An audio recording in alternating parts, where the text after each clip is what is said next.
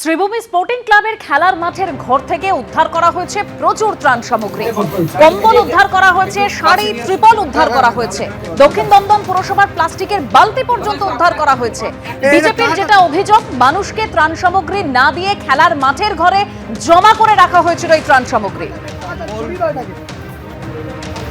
সমস্ত কম্বল রয়েছে,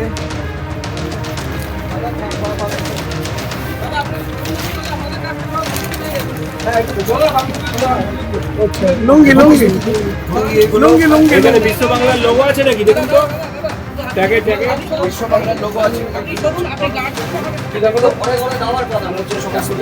ঠিক আছে, এখানে মিউনিসিপালিটি বালতি লাট লাগানো। এটা ঠিক আছে, এটা কার অফিস দাদা? এটা এটা আপনি জানেনই, এখানে আমাদের বিধায়ক বাবু যিনি সুজিত বোস, ঠিক আছে, শ্রীভূমি স্পোর্টিং ক্লাবে সব জমানো রয়েছে।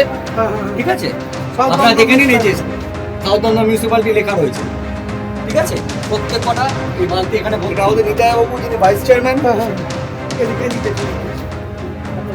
আমি সরাসরি চলে যাবো, আমাদের প্রতিনিধি সন্দীপ সরকার আমাদের সঙ্গে রয়েছেন। সন্দীপ, এই শ্রীভূমি স্পোর্টিং ক্লাবের যে খেলার মাঠের যে ঘর, সেই ঘরে বস্তা বস্তা ত্রাণ সামগ্রী দেখতে পাচ্ছি তোমার পেছনে। একেবারেই তাই, আমি একে একে দেখাতে শুরু করি। আমার যে জায়গাতে আমি রয়েছি, আমার ঠিক ডান দিকে তুমি দেখতে পাবে যে এখানে টালকে টাল শীতবস্ত্র এবং কম্বল, এই কম্বলের পাহাড় বলতে পারো। এখানে প্রত্যেকটা বস্তা খুললেই শুধু কম্বল আর কম্বল। এই সমস্ত কিছু সাধারণ মানুষজনকে বিলি বন্টন করার জন্য রাখা হয়েছিল, সেগুলো সাধারণ মানুষ পাননি। টালকে টাল এখানে রয়েছে। এ হলো কম্বলের ঘর।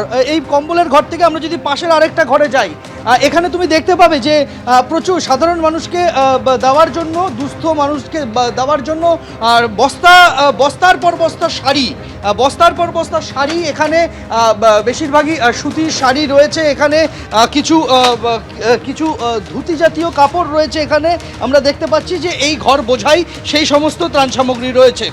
এরপরে ঘরে যদি আমরা যাই, দুটো ঘরের ছবি তোমাকে দেখালাম। পাশের ঘরে যদি যাই, ঠিক ডান দিকে দক্ষিণ দমদম পুরসভা, এই এলাকাটা দক্ষিণ দমদম পুরসভার আওতায় পড়ে।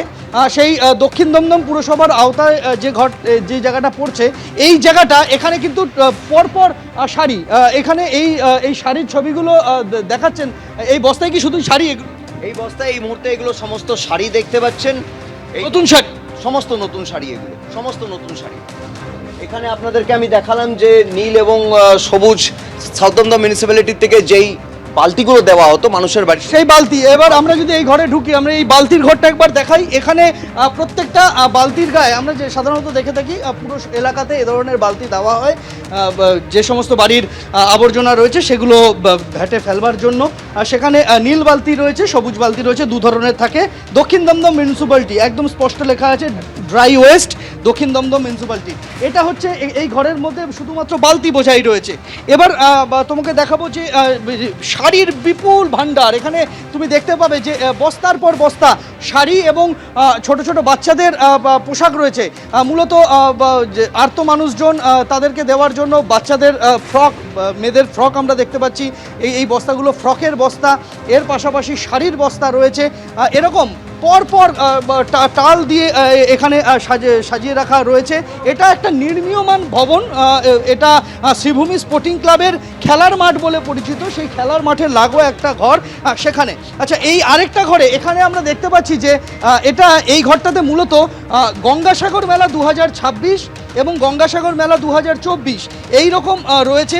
আচ্ছা, এর মধ্যে কি রয়েছে আপনারা তো খুঁজে পেয়েছেন? কি এর মধ্যে রয়েছে হচ্ছে আপনার কলস, ঠিক আছে, যার মধ্যে একদম একদম গঙ্গার জল রয়েছে এখানে, আর জলের কল, প্রসাদ, একদম এর মধ্যে প্রসাদ রয়েছে যেটা পচে গেছে।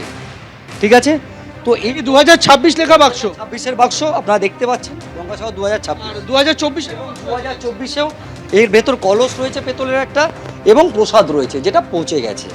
ঠিক আছে, এই সমস্ত কিছু দমকল মন্ত্রী ছিলেন সুজিত বাবু, এটা তো উনারই এই ক্লাবের সাথে যুক্ত। 2022 থেকে 26 অবধি উনি দায়িত্বে ছিলেন, গঙ্গাসাগরে দায়িত্বপ্রাপ্ত উনি নেতৃত্বে ছিলেন। তো এই জিনিস তো এই ঘরে পাওয়া উচিত নয়, এটা ছিল হচ্ছে গঙ্গাসাগরের ডিস্ট্রিবিউশনের জন্য অতিথিদের, কিন্তু সেটা এখানে পড়ে রয়েছে। এগি সব বস্তাতেই, সব কার্টনে তাই রয়েছে।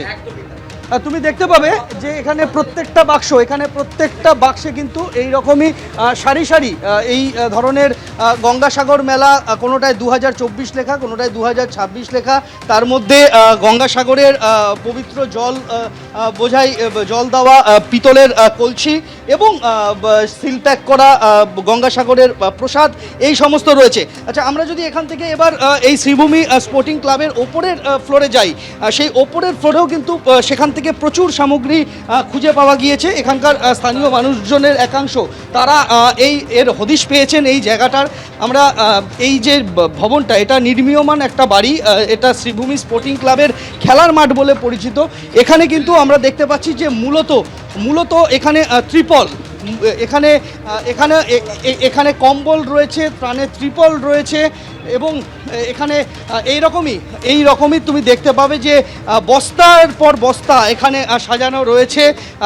এখানে কম্বল রয়েছে, ত্রিপল রয়েছে আমরা দেখতে পাচ্ছি এবং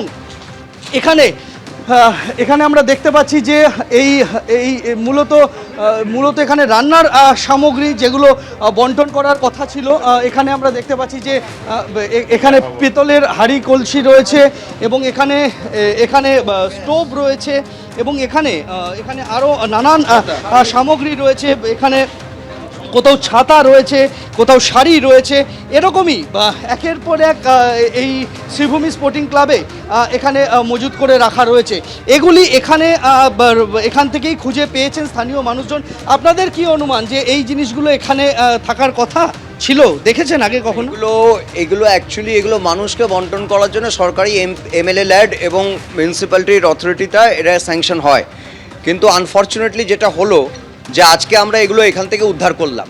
আপনি দেখেছেন গঙ্গাসাগর মেলার জিনিস দেখেছেন, আপনি দেখেছেন শাড়ি, কম্বল, ত্রিপল ইত্যাদি সব কিছুই দেখলেন। তবে এর মধ্যে সবচেয়ে উল্লেখযোগ্য যেটা হচ্ছে যে আমরা এতগুলো দুর্নীতি এতদিন আমরা শুনেছি, কিন্তু আমরা কোনোদিন প্রসাদ দুর্নীতি শুনিনি। আজকে আমরা শ্রীভূমিতে যদি না আসতাম তাহলে এখানে প্রসাদ দুর্নীতি যদি জানতাম না। প্রসাদ দুর্নীতি আপনারা সবাই দেখলেন গঙ্গাসাগর।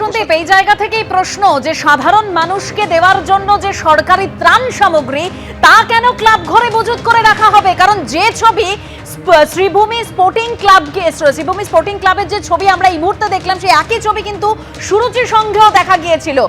শ্রীভূমি স্পোর্টিং ক্লাব, যে ক্লাবের নাম শুনলেই সুজিত বোসের কথা মনে পড়ে, এবং সেই শ্রীভূমি স্পোর্টিং ক্লাব ঘরে একেবারে দুর্গত মানুষদের দেওয়ার জন্য যে ত্রাণ সামগ্রী, সেই ত্রাণ সামগ্রী কেন ক্লাব ঘরে মজুত করে রাখা হবে?